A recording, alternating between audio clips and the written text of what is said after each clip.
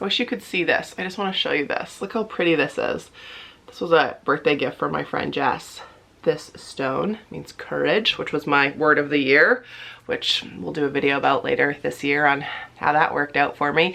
Anyway, today I want to talk about sleep. I want to talk about how I am trying to do my best with disjointed sleep and lack of sleep, and talk about it. Especially, I thought this would be fitting as we're gearing up for the holiday season, which, if we're being honest, is freaking exhausting. So, welcome to the marathon.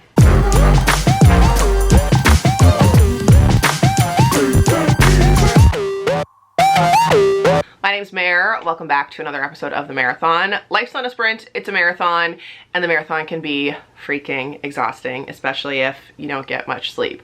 So today we're going to talk about sleep. I'll talk to you just like how it kind of affects everything, and I thought this would be a good topic to prep ourselves for the busy holiday season. I'll tell you how I kind of manage having extremely disjointed sleep. About a year ago, I think it was last year, I posted a video, which I will link below, that was all about how I managed to get off sleep medication. I wanted to do a follow-up to that video because there are still some things that I use that help me, but it's basically just like mind tricks or thoughts or things that help me when we're up in the night. So you may not have an 8-year-old who likes to get up in the middle of the night. You may have a baby, you may have a snoring partner, you may have an overactive mind, you may have to get up to pee, and then you're thinking about work tomorrow. We've all been there. And disjointed sleep can be so hard, so frustrating. I always say, if you're tired and you're perpetually tired, everything is hard. Everything is so much more difficult. And if you've gone through a span of time where you've had a hard time sleeping, maybe you're in pain, maybe you have chronic pain, maybe you're grieving, maybe you're sick, you know, when you have like the flu and all that kind of stuff, it's so hard. And to be tired, life's already exhausting and difficult and stressful and takes all of your energy. But if you don't get a good night's sleep, it can be so difficult. So this isn't necessarily a video about like how I manage to get a good night's sleep, because I've already done that video. This is more like how I cope when I'm not sleeping. And I thought I would share some of the tips and tricks and things that help me. Now, let's start with the bedtime aspect. I go to bed quite early. I am usually in bed by 9 and like lights out by 9:30. And I'm gonna just tell you what I do in the evening. I got away from doing a good nighttime routine, and I really notice that it affects my sleep for sure. So the things that I like to do, I like to have sleepy time tea. Now, I know a lot of people like to have a nightcap, and me too. Like, I love a good glass of red wine in the evening, but I find if I drink, I do not have a good night's sleep. It is definitely a myth that like if you drink, then you sleep better. No. At least that is for the majority of us. You don't. So this is one that I love. You can get it at like any grocery store. I get mine at IGA. It's the Celestial Seasonings Sleepy Time Tea. It's not expensive. I think this box is like $4 or $5, and there's 20 tea bags in there. I like to have 2 at once, and I have this basically like in lieu of dessert. I try to have it at about like maybe 8 o'clock once I put Thomas to bed. I want to make sure I don't have it too close to bed, because don't have to get up to pee in the middle of the night. But it has ingredients that are like really soothing, really calming. Obviously it has no caffeine in it, and I find that it's a good way to sort of like cue my body to start relaxing. There's just something very comforting about a hot cup of tea as well. So whether it's that or whether it's another kind that you like, but make sure that it doesn't have anything like peppy in it, and definitely no caffeine. I try to limit my caffeine. I try not to have any after about 2 p.m. and I definitely think that that helps me as well. Caffeine doesn't necessarily affect me as much as it used to, but just something to be mindful if you're still having like Coke with dinner or coffee late. just to like think of that, because you want to basically start to try to get your body to like chill out and then stay chilled out and zen overnight. Another thing that I like to do is I like to sort of set the scene in my bedroom in the evening. So I turn off the overhead light by about like, again, once Thomas is in bed, that light goes off. I put on my Himalayan salt lamp about an hour before I go to bed. If I have to have a light, I have just like a very dim lamp just to really start to get things chill. I turn off the overhead lights in the house. Like I have just lamps, or you know me, I like my twinkle lights all year round just to get things chilled. And then another thing I like to do is to get good smells going. So I don't like to burn a candle in my bedroom because God forbid you fall asleep. So I like, you know, my essential oil diffuser. I like lavender. I like the Woolsey's sleep blend. Anything that I can find, I'll link below for you. If you have someone in your life who struggles with sleep, this could all be like really great Christmas ideas. This I like to sometimes spray on the bed. It's the Sleep Lavender and Cedarwood Pillow Mist from Bath and Body Works. I also really like the Lavender and Cedarwood Lotion. Another lotion that I like, the Sleepy Time one, is called Sleepy. It's from Lush. It's got nice lavender and that sort of thing in it. I put that lotion on once I'm in bed. There's just something about it having like really nice calm lighting, good smells, like just real chill. I like to refer to my room as the Zen Den, like just super chill. I like it to be clean. I don't want to see mess from my bed. I like to have everything put away. There's not much out. I don't have a lot of decor, just to really create that chill vibe in my bedroom. I've talked about this ad nauseum, but I'm going to mention it again because they have a Black Friday sale coming up. The So Luxury Magnesium Oil. This has been a game changer for me. I spray it on the back of my neck and on my lower back, sometimes on my stomach, sometimes on the bottom of my feet. Magnesium oil is really great to help you sleep. That is something that I don't put on until I'm getting into bed, because I find within 20 minutes, like, it gets me out. So these are all really good tips if you are someone who struggles with falling asleep. Another thing that I like to do that I've been getting better about is not having my phone on, like not scrolling it right before bed. So what I do is I pull up Headspace, and I'll put a link below for you to try Headspace for free. And I'll tell you, I think it's called Drift Off. I'm pretty sure that's the one that I like to use. It's just like really chill music. Yeah, it's called Drift Off. You can do it for 10 minutes. You can do it up to an hour. And I will just put that on while I'm doing my bedtime routine, because it gets it like a real chill spa vibe happening. I have been really enjoying using my Kindle. I have the Kindle Paperwhite.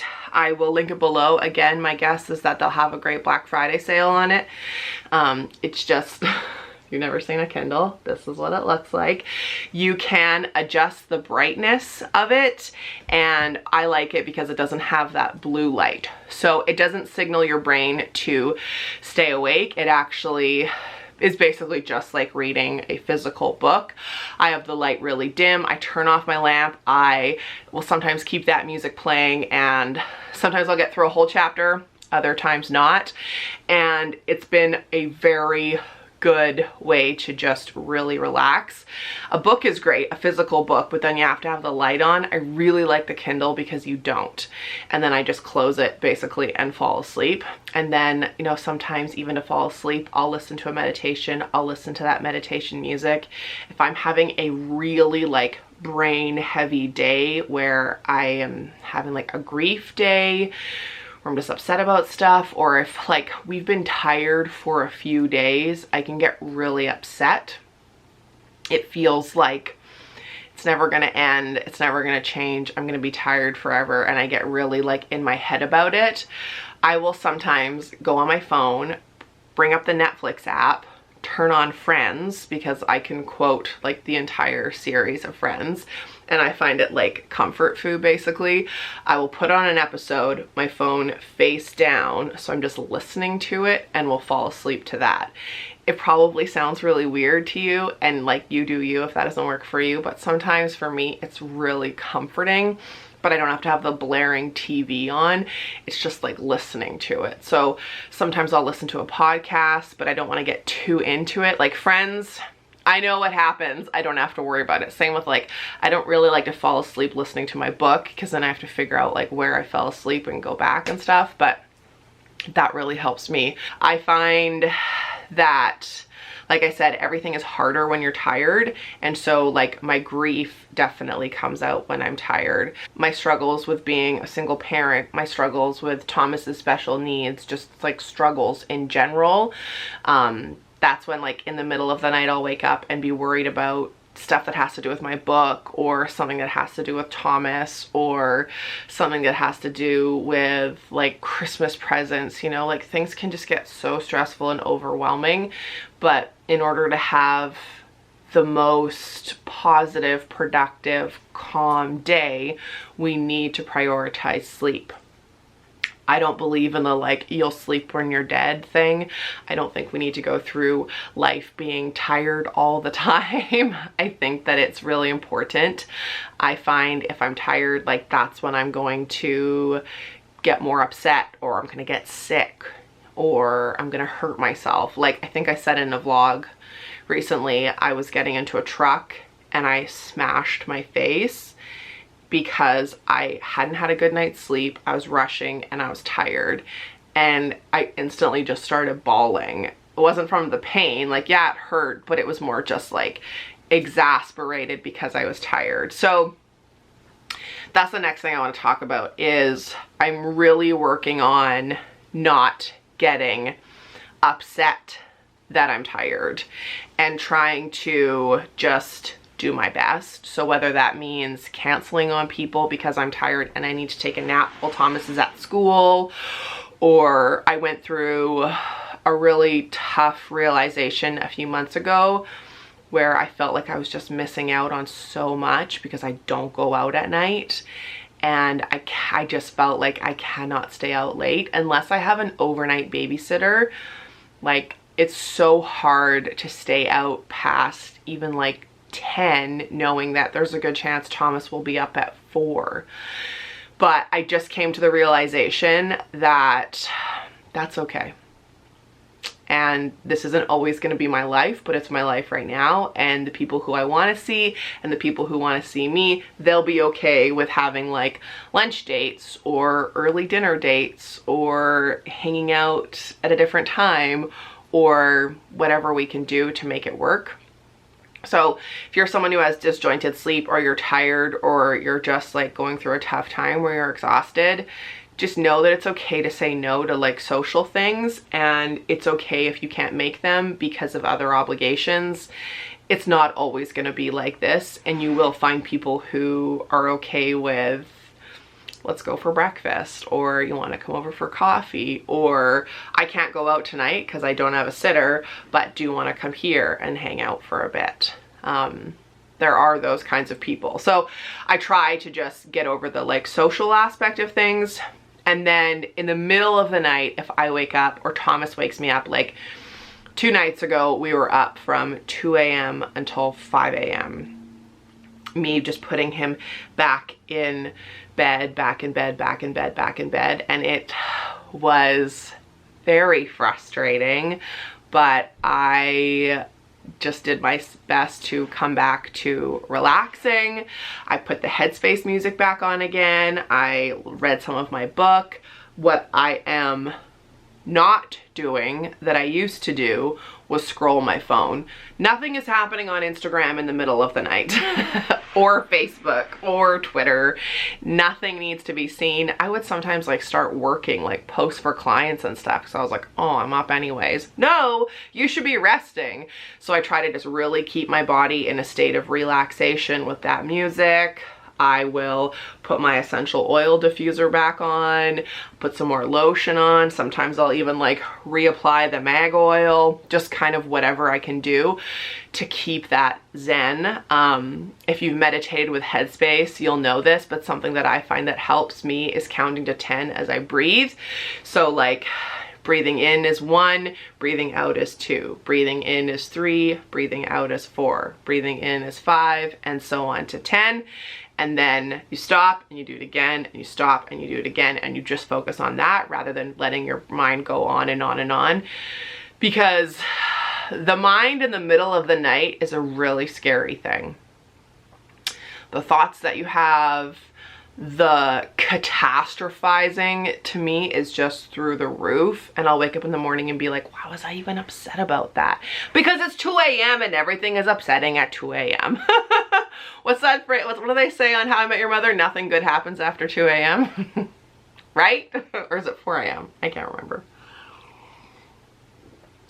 So if you have disjointed sleep, you're up with your baby or whatever, you're just up because your mind's going a mile a minute, you're stressed about Christmas decorations or like whatever nonsense, like the reading helps me, the breathing helps me, the listening to something helps me, but not watching anything, like really just trying to keep my eyes closed.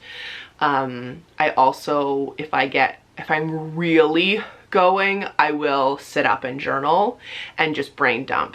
Nothing in particular. I never go back and read it. It's just like I need to write and write and write and write till whatever is in here and won't let me fall asleep is on that page so I can close the book and then go to bed. Remembering that you're not alone, that this will not be forever, and that you will be okay.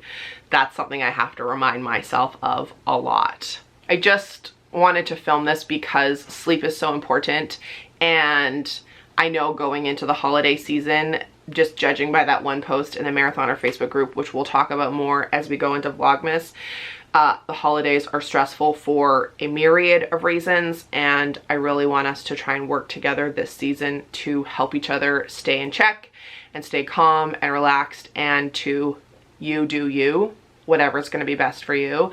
And I think it really starts with getting rest. So, you know, not saying yes to every party, or like, I know there's something that's coming up and I am planning to make like a 30-minute appearance and be okay with that before I feel guilty, before I'd worry that I wasn't networking enough, but I know that I have to get that sleep. I'm also really lucky that I have people in my life who are okay with that.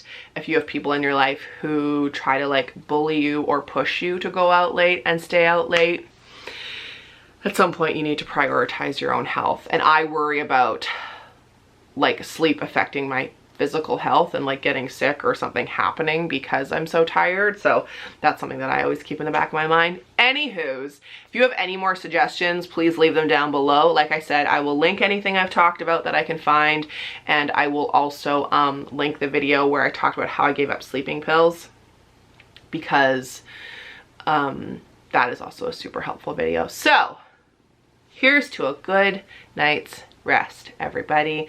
Thank you for watching. Lace up, subscribe, become a marathoner. Life's not a sprint, it's a marathon.